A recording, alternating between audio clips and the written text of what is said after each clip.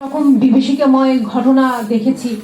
আমরা দেখেছি সেই কক্সবাজারে যিনি মেয়র ছিলেন, কাউন্সিলর ছিলেন, সম্ভবত ওনার নাম হচ্ছেন আকরাম, ওনাকে যেভাবে ক্রসফায়ারে হত্যা করা হয়েছিল সেই সব ভিডিও কিন্তু আমাদের সামনে পুরো দেশবাসীকে সেই সময় নাড়িয়ে দিয়েছিল। ফলে এরকম অসংখ্য হত্যাকাণ্ড কিন্তু আমরা দেখেছি এবং সেই হত্যাকাণ্ডের বিরুদ্ধে আমাদের লড়াই সবসময় চলমান ছিল। তার ধারাবাহিকতায় জুলাই গণঅভ্যুত্থান এখানে সংঘটিত হয়েছে।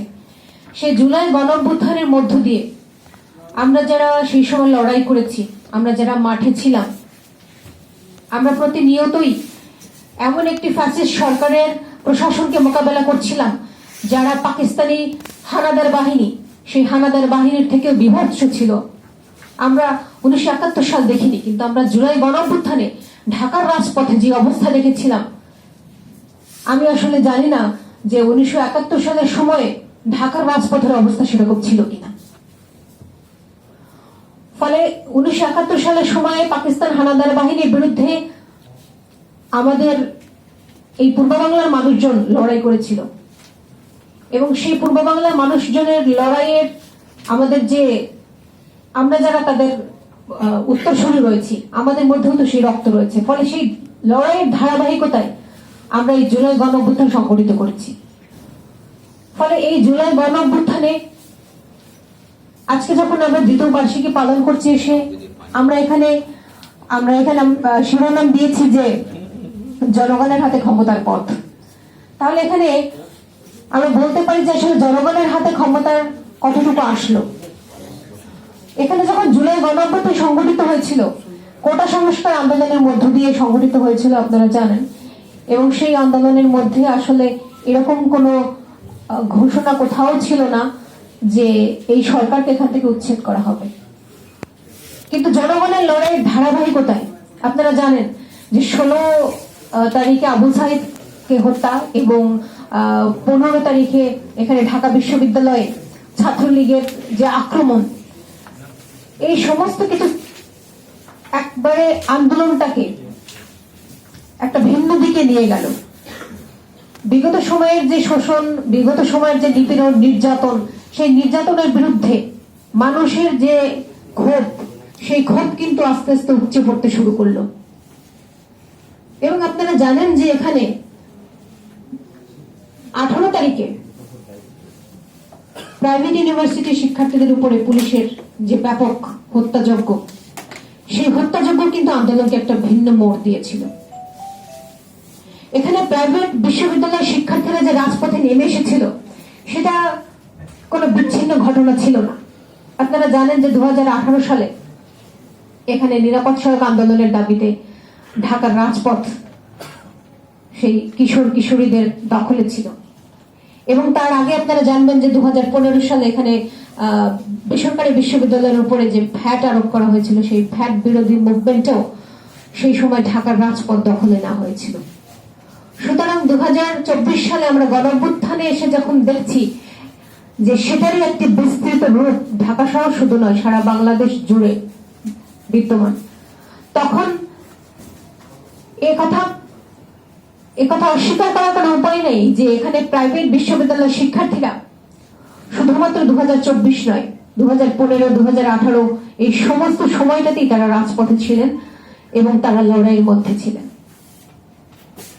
ফলে আজকে এই সময় এসে দাঁড়িয়ে জুলাইয়ের দ্বিতীয় বার্ষিকীতে একজন ছাত্র নেতা হিসেবে আমি বলবো যে অনেকেই প্রশ্ন করেন জুলাই সংগঠিত হওয়ার পরে এখানে জনগণের কতটা লাভ হয়েছে, আদৌ কোনো লাভ হয়েছে কিনা। শুধুমাত্র এটুকু মনে করিয়ে দিতে চাই যে ফ্যাসিস্ট শেখ হাসিনা যখন এখানে শাসন কার্য পরিচালনা করতেন, তখন কয়জন আসলে এখানে রাতে ঠিকঠাক মতো ঘুমোতে পারতেন। বাসার নিচে ডিবির গাড়িটা সে দাঁড়ায়নি, সেটা কয়েকদিন চেক না করে ঘুমাতে পেরেছেন। বিশেষ করে যারা এখানে রাজনীতি করতেন, যারা লড়াইয়ের মাঠে ছিলেন, যারা এখানে অন্যায় অনিয়ম এই নির্যাতনের বিরুদ্ধে কথা বলতেন। কাজেই সেই পরিস্থিতি কিন্তু এখন আর নেই। বিগত 2 বছরে আমরা কিন্তু সেই জায়গাটা অন্তত উতরাতে পেরেছি। ফলে এইটা জুলাইয়ের বিরাট একটা অর্জন বলবো। এবং যে স্পেস আমরা বলছিলাম, কথা বলার স্পেস, সে স্পেস কিন্তু আমরা এখানে অর্জন করে নিয়েছি। এটা জুলাইয়ের বিশাল বড় একটা অর্জন আমাদের। তবে যেটা হওয়ার কথা ছিল, এখানে জনগণের জীবনমানের উন্নয়ন, এখানে আমাদের চিকিৎসার নিরাপত্তা, আমাদের শিক্ষার নিরাপত্তা, আমাদের জনগণের যে জীবনমান, দ্রব্যমূল্যের যে নিয়ন্ত্রণ, সেটা জনগণের নাগালের মধ্যে রাখা, সেগুলো কিন্তু আসলে আমরা অর্জন করতে পারিনি। বন্ধুগণ, আপনারা জানেন যে জুলাই গণ অভ্যুত্থানের পর ৩৬ জুলাই ৫ আগস্টের পরে যখন এখানে একটি ইন্টারিম সরকার গঠন হলো, সেই ইন্টারিম সরকার গঠন যে হয়েছিল, এই যে ডক্টর মোহাম্মদ ইউনূস, তিনি কিন্তু আসলে জুলাইয়ের কোনো লোক ছিলেন না। তিনি বিগত সময় লড়াইয়ের লোক ছিলেন না। তাকে আমরা জানতাম যে তিনি সাম্রাজ্যবাদীদের একজন এজেন্ট, এবং সেই সাম্রাজ্যবাদীদের এজেন্টকে এখানে জুলাই গণ অভ্যুত্থানের পরে ক্ষমতায় বসানো হয়েছিল, এবং তার ফলে যেটা হওয়া দরকার, হওয়ার কথা, সেটাই এখানে হয়েছে। জনগণের যে অভ্যুত্থান, জনগণের যে সংগ্রাম, সেই সংগ্রামকে এখানে ম্লান করে দেওয়া হয়েছে। জনগণকে বিভক্ত করার যে রাজনীতি, সেই রাজনীতি এখানে শুরু হয়েছিল। আমরা এখানে বলেছিলাম জুলাইয়ের পরে যে ক্যাম্পাসগুলোতে গণতান্ত্রিক পরিবেশ নিশ্চিত করতে হবে, কিন্তু আমরা দেখেছি যে ক্যাম্পাসগুলোতেও জুলাইয়ের পরও যে হত্যাকাণ্ডগুলো এখানে সংঘটিত হয়েছে, ইন্টারিম সরকার সেটার কোনো বিচার করেনি, এবং সেই এগুলো হতে দিয়েছে বিভিন্ন জায়গায়। এই যে মানুষের উপরে নির্যাতন নিপীড়ন যা হয়েছে, এইগুলো সে হতে দিয়েছে, সে বিচার এখানে করেনি। সংস্কারের নামে এখানে যেগুলো করা হয়েছিল, সেগুলো কেবলই কালক্ষেপণ। এখানে জুলাই অভ্যুত্থানের যে স্পিরিট, সেটাকে এই ইন্টারিম সরকার ধারণ করেনি।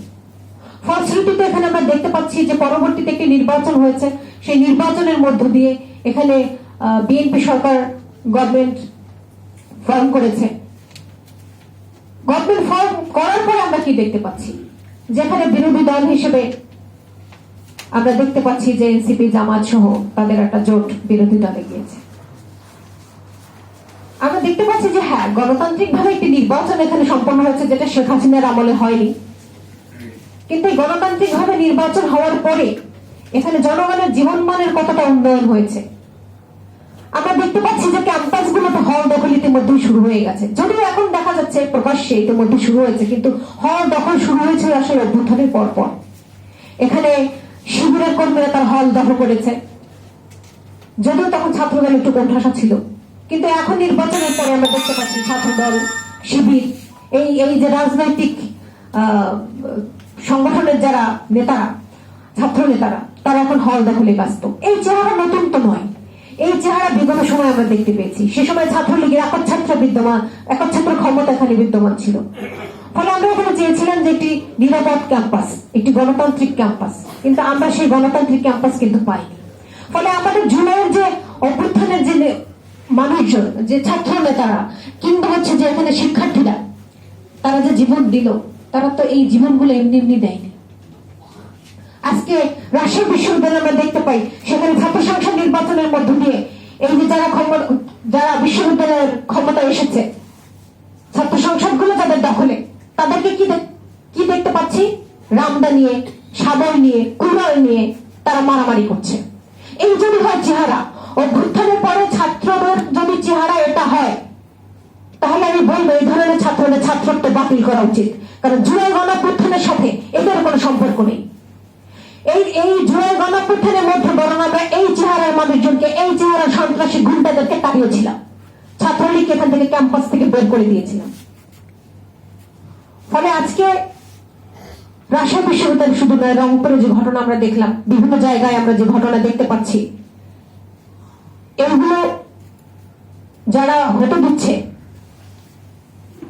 তাদেরকে বলতে চাই যে জুলাই গণঅভ্যুত্থান হয়েছিল এইসব সন্ত্রাসীপনা বন্ধ করার জন্য।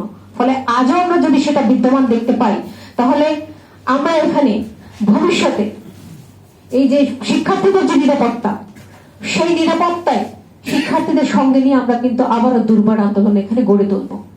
এবং আজকে আমরা এই জুলাই গণঅভ্যুত্থানের দ্বিতীয় বার্ষিকীতে এসে বলতে চাই যে আশা, যে স্বপ্ন, যে নিরাপত্তা আমরা এখানে চেয়েছিলাম, সেটা যেহেতু আমরা পাইনি, ফলে আমার কাছে যেটা মনে হয় যে আমরা এখানে ভবিষ্যৎ করণীয় হিসেবে যেটা করতে পারি সেটা হচ্ছে শিক্ষাঙ্গনে এই ধরনের সন্ত্রাস যখন আমরা দেখতে পাবো সেটার বিরুদ্ধে শিক্ষার্থীদেরকে এখানে দাঁড়াতে হবে এবং ছাত্রলীগকে যেভাবে এখানে তাড়ানো হয়েছিল ঠিক একই রকম ভাবে এদেরকে হল থেকে বের করে দিতে হবে। বন্ধুগণ, আপনারা এখানে জানেন যে শুধুমাত্র ছাত্ররাই জুলাই গণঅভ্যুত্থানে জীবন দেয়নি, অছাত্র যারা রয়েছে তরুণ তারাও এখানে অসংখ্য মানুষ জীবন দিয়েছে। বিশেষ করে তারা বিভিন্ন ছোটখাটো চাকরি করত, যারা এখানে তরুণ তারা কিন্তু জীবন দিয়েছে। ফলে ছাত্রদের গণঅভ্যুত্থানের মধ্য দিয়ে যে সরকার এখানে আসলো, এখন যে নির্বাচনের মধ্য দিয়ে যে সরকার আসলো, তার ফলে আমরা দেখতে পাচ্ছি যে আসলে আমূল পরিবর্তন তো কিছুই হয়নি, বরং যে পরিবর্তনটুকু হওয়ার কথা ছিল সেই পরিবর্তনে সেই মাত্রায় হয়নি। কাজে আমাদের ভবিষ্যৎ করণীয় হচ্ছে যে মধ্যবিত্ত থেকে আগত যারা ছাত্ররা, এদের বাইরে যারা শ্রমিক শ্রেণীর প্রতিনিধিত্ব করে, যারা ছোটখাটো চাকরি যারা করতেন, যারা রাজপথে এসে জীবন দিয়েছেন, এই তাদের নেতৃত্বে আরো একটি গণঅভ্যুত্থানের জন্য প্রস্তুতি নেওয়া এবং সেই গণঅভ্যুত্থান যাতে রাজনৈতিক ভাবে এখানে সংগঠিত হয়, সেই গণঅভ্যুত্থানে এখানে যাতে সেই আগে থেকে এই প্রিপারেশন থাকে যে গণঅভ্যুত্থানের পর এখানে রাষ্ট্র ক্ষমতায় কাদেরকে বসানো হবে এবং তাদের কাজ কি হবে, সেই লক্ষ্যে আমরা যদি এখানে সংগঠিত হতে পারি তাহলে আমাদের যে স্বপ্ন সেই স্বপ্ন এখানে পূরণ হবে। ফলে আমাদের ভবিষ্যৎ করণীয় হচ্ছে এই যে আমরা সেই লক্ষ্যে এগিয়ে যাব এবং জনগণের হাতে যে ক্ষমতা, সেই ক্ষমতা আনার মধ্য দিয়ে আমরা এখানে জনগণের যে স্বপ্ন, যে আকাঙ্ক্ষা, সেই আকাঙ্ক্ষার বাস্তবায়ন করতে পারব। আমি সর্বশেষ আবার জুলাই গণঅভ্যুত্থানের নিহত আহত সহযোদ্ধাদের প্রতি শ্রদ্ধা জানিয়ে শেষ করছি। ইনকিলাব জিন্দাবাদ।